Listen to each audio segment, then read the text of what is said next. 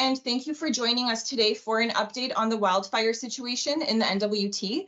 My name is Agata Gutkowska, and I work with Cabinet Communications at the Government of the Northwest Territories, and I will be moderating today's press conference. And once again, before we get started, reminder to keep your cameras off if you are not on our panel, and to keep yourselves muted as well until it is your turn to ask a question. So today we will start with opening remarks from Vince McKay, Minister of Municipal and Community Affairs. Then Fort Good Hope Chief Colin Pirot will make opening remarks, and then we will get a fire update from Fire Information Officer Frank McKay and an emergency update from Jay Boast, Emergency Management Officer with the Department of Municipal and Community Affairs. We will then move to the media QA portion. Media, you'll get one question and one follow-up. And as per usual, I'll be starting with Northern media outlets. So once we go through the Northern outlets, I'll open it up to all of the outlets on the line. Once we're done with the media QA portion, Jay McDonald, Minister of Environment and Climate Change, will be closing the press conference today.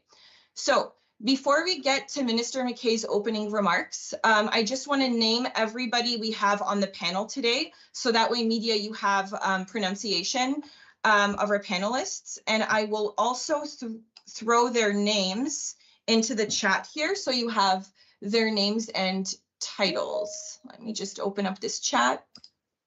Okay, there we go. So we have Vince McKay, Minister of Municipal and Community Affairs, Jay McDonald, Minister of Environment and Climate Change, Fort Good Hope Chief Colin Pirot, Frank McKay, Fire Information Officer for the Department of Environment and Climate Change, Jay Boast, EMO Information Officer, Department of Municipal and Community Affairs, Christina Gaudette, Regional Superintendent for the Sawtooth Region with Municipal and Community Affairs, Todd Sasaki, Communications Manager for Finance, Jeffrey Edison, Superintendent for the Sawtooth Region with the Department of Infrastructure, Kimberly Rouse, Chief Executive Officer with the Northwest Territories Health and Social Services Authority, Corey Strang, CEO and President for NTPC, and Catherine Newsom, Director of Marketing and Communications at Northwest Health.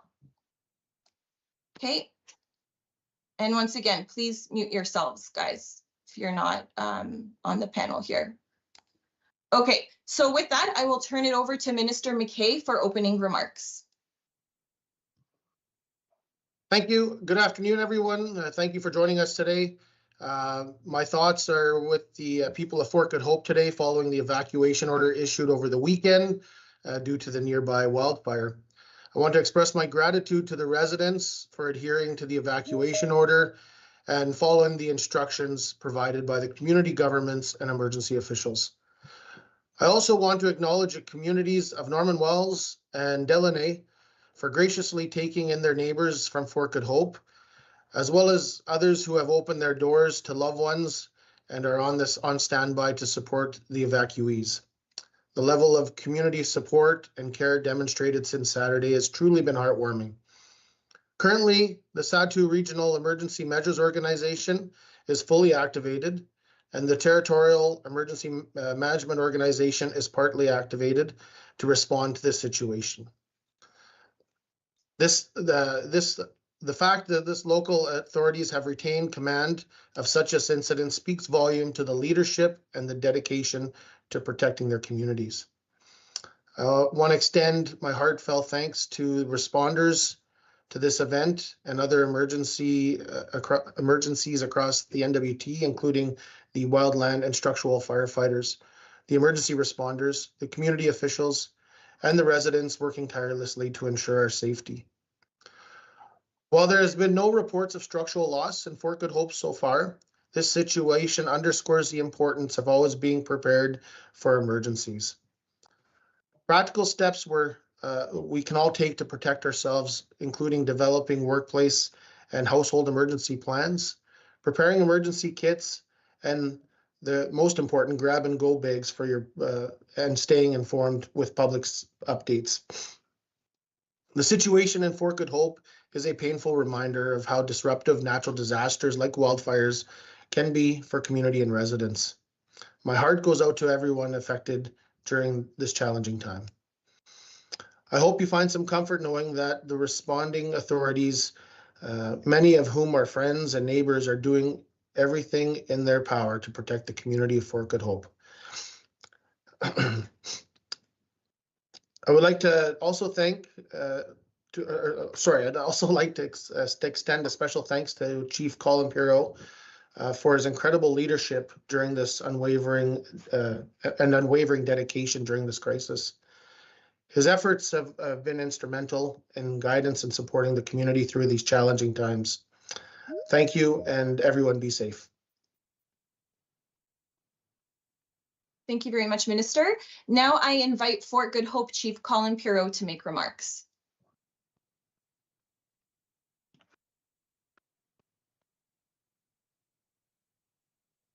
Good morning to everybody. Hi.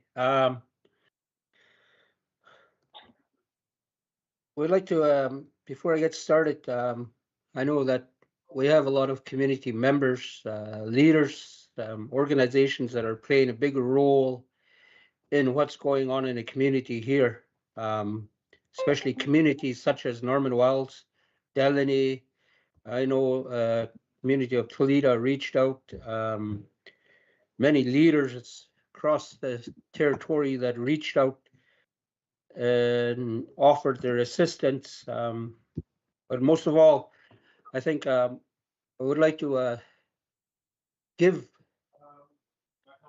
big pat on the back, or whatever you may call it, to my community members, my leaders, the leadership here that are stepping up and have stepped up while I was away from the community during when this fire took place. The sub-chief, the council, our land corporation, our many business entities that are tied to all these, such as foundation and everything. To all the people down at the fish camp that are looking after the community members down there, thank you. To all the citizens in Norman Wells that are helping out, looking after my people, and to the local people that are from here that are also assisting them, thank you very much. I think everyone that's helping out right now is going through a lot themselves, regardless of fighting the fire. We still have families that we have to think about day to day, and how we are not with them, but here fighting the fire. My heart goes out to you guys especially. But thank you all for stepping up, and thanks to some of the, or thanks to all the government entities that have stepped up, such as MACA, ECC, the Premier, our Dene Nation, the Grand Chiefs. Mussy to all of you guys for helping out. Thank you.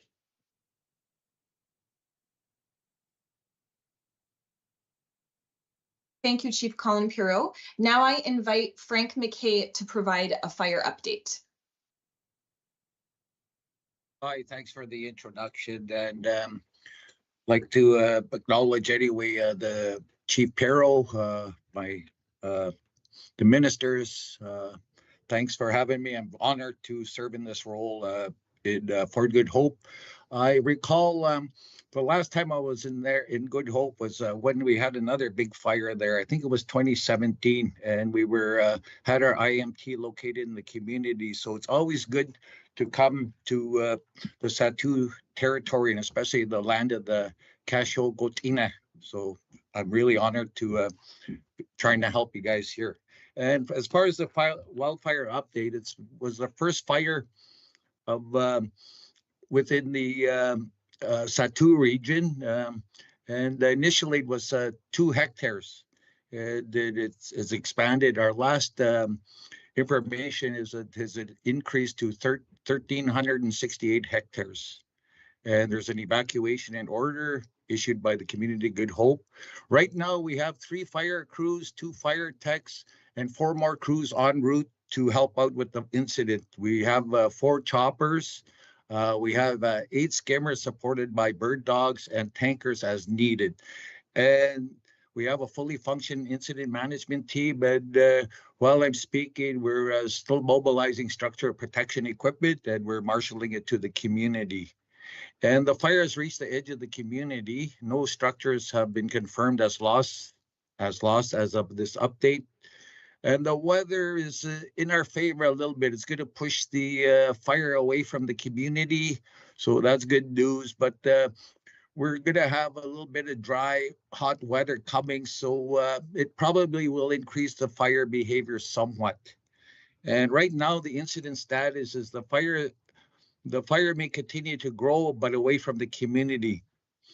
The incident is supported again in concert with the UCC, our colleagues and our volunteers within the community of Fort Good Hope. So thanks to Chief Perro for stepping up and helping. And structure protection continues. Some of the incident actions is our crews continue to work the fire perimeter, patrolling the community, looking for hotspots and attacking them or putting them out as quick as we can. And the crews and aerial support are establishing control lines on the fire's west flank facing the community to prevent further fire growth into the community.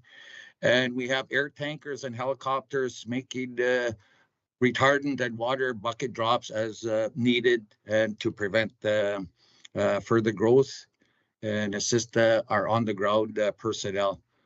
And we have, like I said, 4 more incoming. A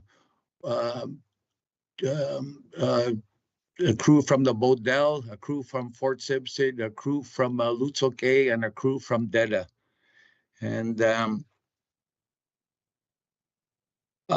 as far as, again, we have our incident personnel on the ground there. And I just want to speak to how some of the considerations when we consider fighting a fire. And, you know, first of all, we usually mobilize an incident management team when the fire is, say, within 20 kilometers or closer to a community. And in the order how we make fire decisions is, you know, the first one is paramount, the safety of our personnel. So threats to human life and communities is paramount. And then down the hierarchy comes threats to critical infrastructure, you know, roads, power station, pipelines.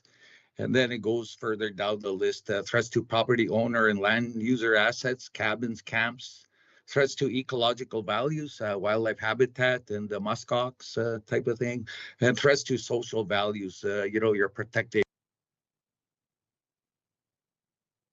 Oh, Frank, you're muted. You just, for some reason right now, it just muted you. Okay, sorry about that. Anyway, when we mobilize an incident management team, you know, it's usually a threat to a community. And that's the hierarchy and order in which we respond to fires. We value, of course, our first responders and on-the-ground personnel. So threat to human life and community is paramount. And then the next step is threats to critical infrastructure. It could be your linear roads, power, power stations, pipelines, those type of things. And the third, the hierarchy is threats to property owner and land user assets, could be cabins, trap lines, lodges.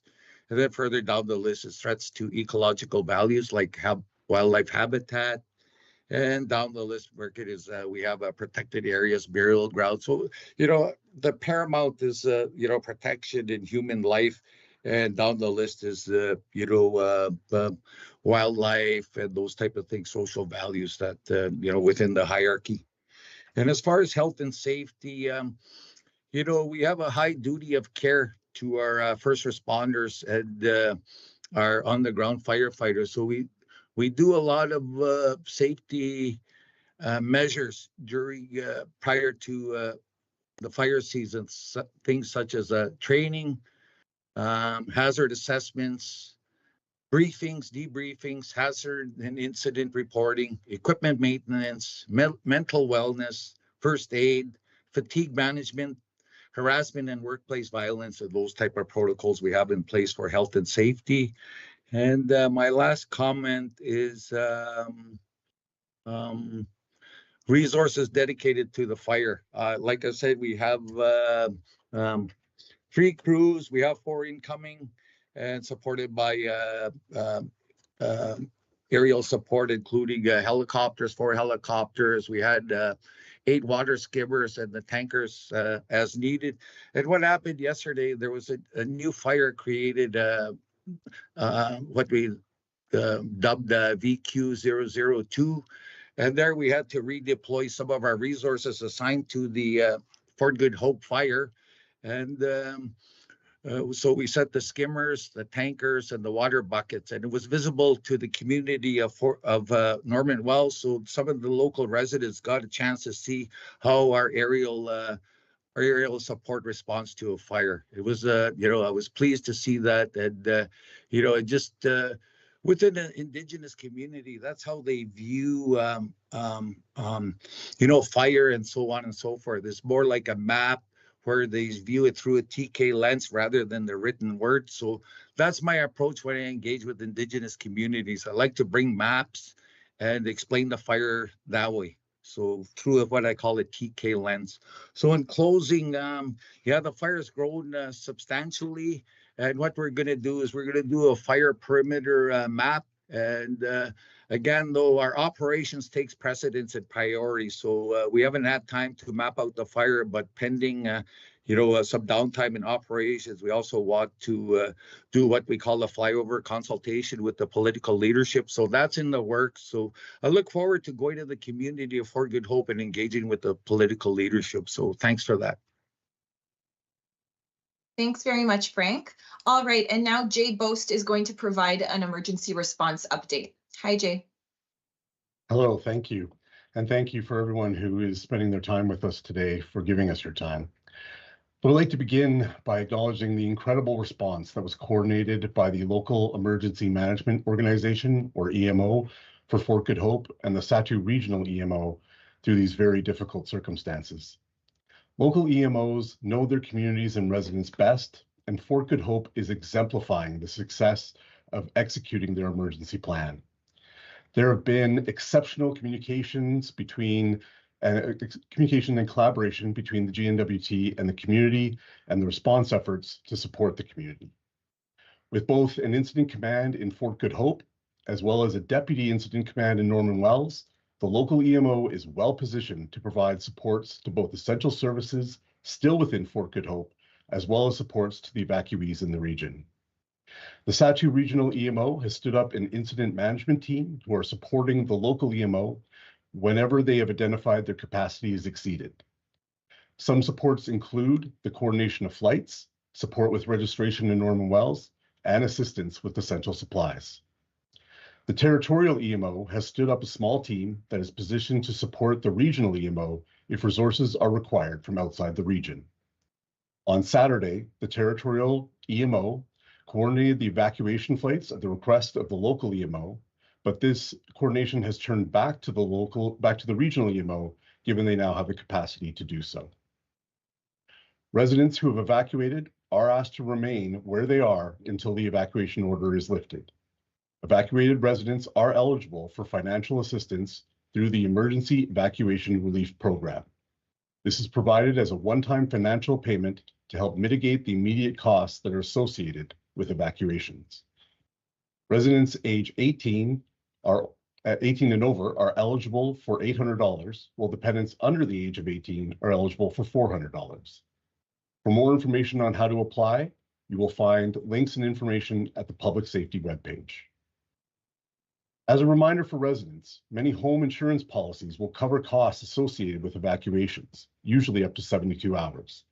Your policy may vary, so contact your home insurance provider to see what is covered. Most home and tenant insurance policies also include coverage of additional living expenses to cover the cost of hotel and lodging and other living expenses, such as food and laundry, if you are unable to return home due to this wildfire or mandatory evacuation order. Please assure to check with your insurance provider to determine what you might be eligible for. We are aware of the fire that was mentioned earlier near Norman Wells that flared up last evening and are grateful for the quick response. What we want you to know is that if a fire moves close to the community of Norman Wells, the relevant levels of emergency management will activate their emergency plans, and hosting requirements will be identified in either Inuvik or other communities where capacity exists. While we are hopeful this will not be required, I want to assure you that we are planning for all potential incidents and are treating the safety of our residents, essential services, and first responders with the utmost priority. On a final note, we are constantly posting new and updated information to the public safety page, and it should be the first place residents and loved ones go to find accurate answers to their questions. You can find that at gov.nt.ca/public safety. I also want to thank all of the representatives that are on this call today. And we have representatives who are not part of the people giving you opening comments, but I want to thank representatives of the local EMO and regional EMO for being on the call to answer questions about what is occurring at those levels. Thank you for your time. Thanks very much, Jay. Okay, we're now going to move on to the question period. And as I mentioned, we're going to start with NWT Media, and each news outlet will have the opportunity to ask one question and one follow-up. And then I will open it up to all other media on the call. So I'm just going to go over my media list, and NWT Media, if I missed you, please just let me know. So we have Lisa with My True North Now. We have Sarah with Cabin Radio. We have James with CKLB. We have Charlotte with APTN. Julie, Radio Canada. Kate and Juanita, CBC. And Dennis, Lucky Law. Did I miss anyone from NWT? Okay, no one's raising their hand, so I'll take that as a no. Alrighty, so Lisa at My True North Now. Do you have a question? I don't know. I'm okay. Thank you. Yeah, no problem. Sarah, Cabin Radio? Our intern Claire is on the call, so she's going to take the questions today. Sure. Did you say Claire? Yeah. Okay. Hi, Claire. Hi there. Yes, I just wanted to ask how many members of the community have remained to help fight the fires? Jay, do you want to take this one? Sure. My understanding is that it is just under 100 folks, but I will ask perhaps the chief has a verified number for that. Awesome. And then my follow-up. Sorry, Chief Pirro, can you verify that? Yes, right now I think we have about 118 people in the community assisting with the fires. Thank you. Claire, do you have another question?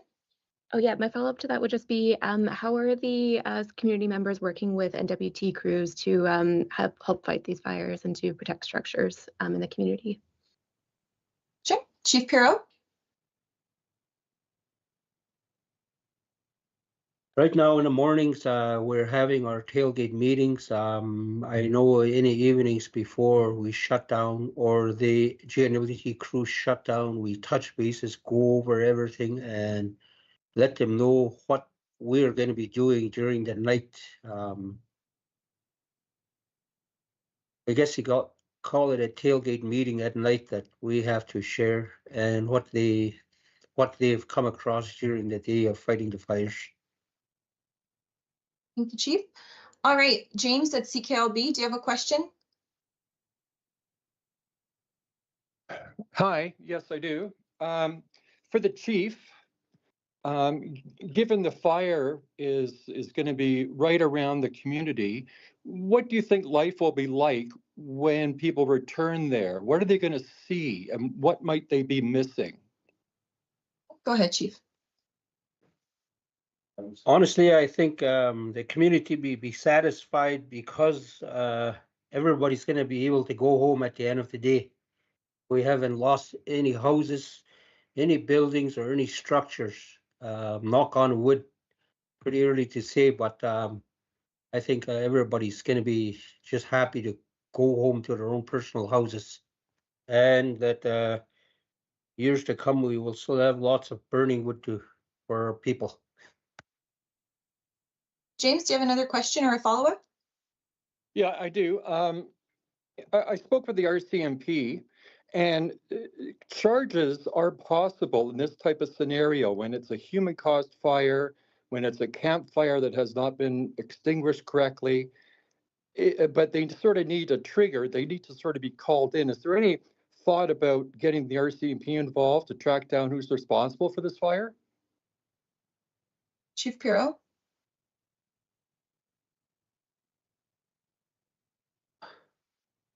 I think I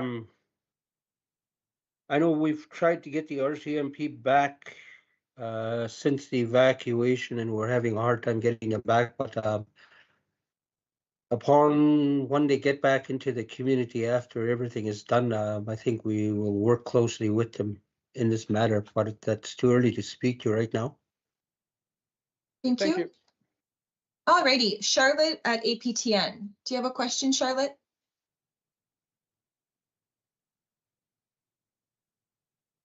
Okay, we'll just move on and come back to Charlotte. Julie or Justine at Radio Canada? I'm good, thanks. Okay, great.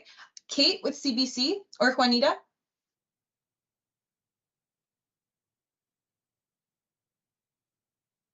No, okay.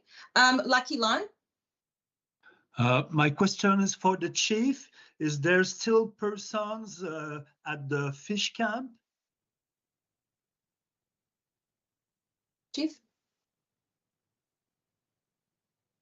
Yep, right now I believe we have 110 of our community members down there. We were having a fish camp that was taking out the youth to teach them how to work on fish, and we ended up using it as a emergency evacuation place. So, Okay. Do they have all they need to stay there a long time? we have people on ground down there, along with some leadership that are coordinating the daily routes back and forth for showers, and we are sending groceries down as far as clean drinking water, everything. Merci. Thank Good you. luck to everybody. Thank you. Charlotte, are you there? Anyone from APTN? Okay, and then going back again to Kate and Juanita. All right, so I'm opening it up now to the rest of the people on the call. Just raise your hand if you have a question. All right, Brittany Hobson. Hi there, yes, Brittany Hobson with the Canadian Press. Whoever is best to answer this, I guess. Any idea, I know we're still a couple days into this, but any ideas on when people will be able to return home? Sure, maybe Chief Pirro and then Jay Boast as well.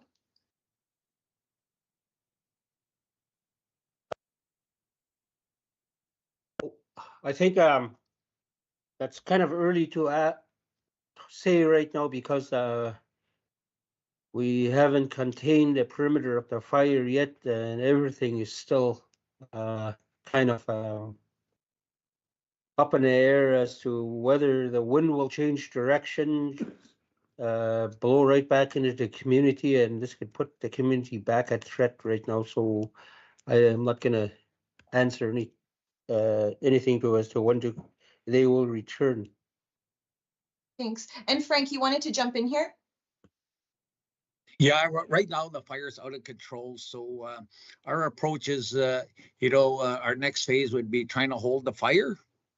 And then the next phase would be deeming it the fire under control. And I think once we reach that stage, it'd be probably then where we confer with our colleagues with MACA and the chief, and then make a decision. So I'm guessing the chief is correct. Once we secure the perimeter and have containment of the fire, especially the side facing the community, and it's deemed under control, then I think it'd be good news for the residents to go back to the community. Thank you. Any more questions? Jay, did you want to jump in here? I just wanted to add that I think everything that's said is absolutely correct. The one thing I would have people thinking about and caution people about is when the fire is under control, there still is a step before people can come back to make sure the community is actually safe, to make sure that all of the essential services are up and running, and that there is a community that people can come back and have all of their needs met. So there is sometimes a little bit of a space between the time that the fire is declared under control and making sure that the community is perfectly safe for people to come back to. And I know that that period is a time when people can be a little bit impatient, but I just ask for people's patience to ensure the safety of all residents. Thanks, Jay. Any more questions? All right, well, we have April Hudson. Go ahead, April. Hi, thanks. A question, I'm not sure who this would be for, but I know there were some residents who ended up in Delaney. Is there anyone on this press conference who can talk about supports for residents in Delaney? Jay, can I send this one over to you? Yeah, actually, I think Christina might be able to talk about the setup in Delaney. Sure.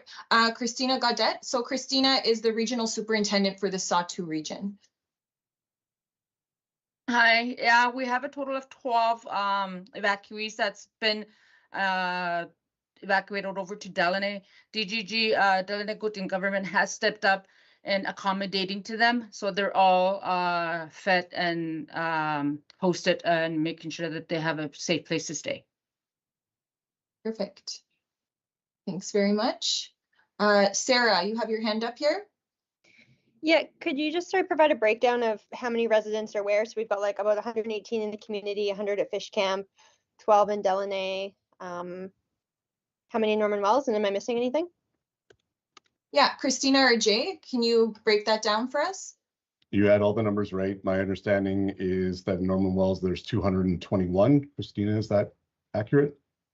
As of today, as of yesterday, we received one more boat that came in. We have a total of 225 for Norman Wells. Okay. All right. Any more questions? April, go ahead.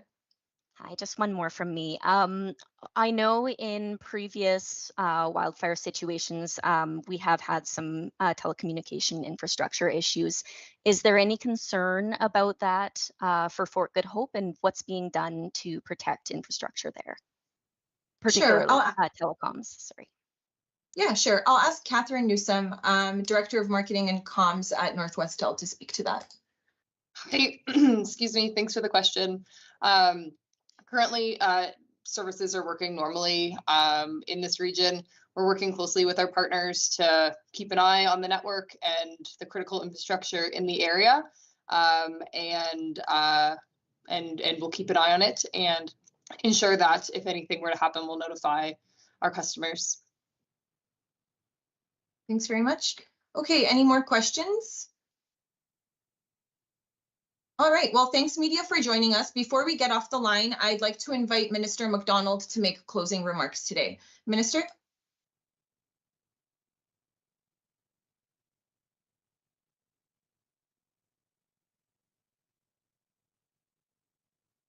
Thank you, Agatha. I wanted to start my closing remarks by letting the folks in Fort Good Hope know that my thoughts are with you, and we're certainly hoping for a very positive outcome from this event. In closing today, I wanted to reiterate that even though we've had some recent rain events and some cooler temperatures in some areas of the NWT, the underlying environmental conditions, including the severe drought that we experienced in 2023, have not changed, and there is still significant risk of wildfire starting and spreading in the NWT. We all know that campfires are a summer tradition and that Northerners love them and love to be on the land, but if not done safely, they can lead to a wildfire. This is a completely avoidable situation, and we really need everyone to do their part in ensuring that we're looking at our activities on the land in a safe manner. Each of us need to be a part of making responsible decisions when choosing to have a campfire, determining what precautions to take, and repeating the soak, stir, soak method to extinguish all fires. I would also like to take this opportunity to express my sincere gratitude for the tremendous work done by our communities, wildfire management team, the fire crews, emergency management organizations who are all working tirelessly to protect our residents and support evacuees. I will also want to extend my special thanks to Fort Good Hope Chief Colin Perot for joining us today during a very stressful time for his community. The Kids Help Phone reached out to me directly to share that young people and adults can reach out directly for support 24/7 if the current situation is impacting your mental health and well-being. You can call 1-800-668-6868 or visit kidshelpphone.ca to speak with someone. Thank you. Thank you, Minister. Media, if you have further questions, please reach out to the appropriate department or to the office of the press secretary at presssecretary@gov.nt.ca. Thanks, everyone. Good afternoon. Oh, sorry, Chief. Cyrus.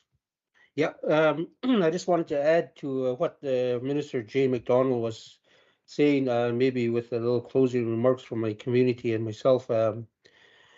I know that it's been 3 days, and while I was gone out of the community when this fire took place, it was the leadership that stepped up, our sub-chief, along with my council, and with the assistance from the Land Corps President Edwin Iruzzi, along with many other community members that stepped up to act and put the EMO team together. Having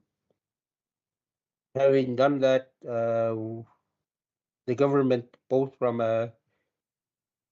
MACA, J. McDonald, and whoever other ones that I missed, that helped us get a charter back to here from Fort Good Hope.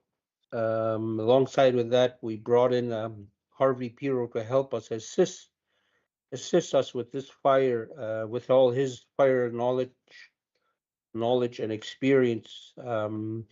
Because of that, not only him, but because of all the past experience that everybody on the ground had, our local municipal crew, water truck drivers, the sewage truck drivers that all stepped up. Each one of them, I know, fought fires for many years. Everybody that has been on there has fire experience that stepped up and to fight this fire with no hardly any gear that we had.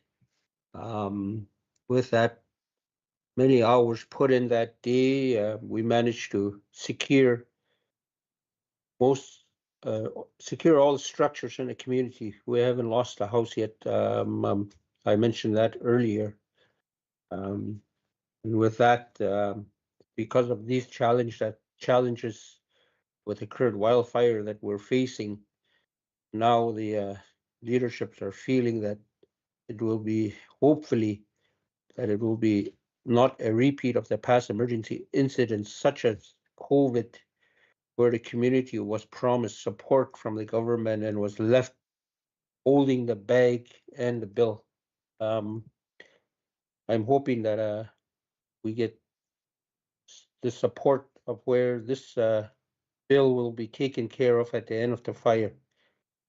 And with that, I have something that I feel that we, the community, and the emergency response team here in the community have something to offer the government. Is our own version of our own emergency response plan that we feel that every other community in the north could use, that we feel that they wouldn't be left out, or nothing wouldn't fall between the cracks. Just a suggestion, hoping that everybody will take this into account. With that, I would like to thank everybody that attended this. Big messy throw to everybody else that's helping out there. Messy. Thank you, Chief. All right, everyone, enjoy the rest of the afternoon. Thank you very much.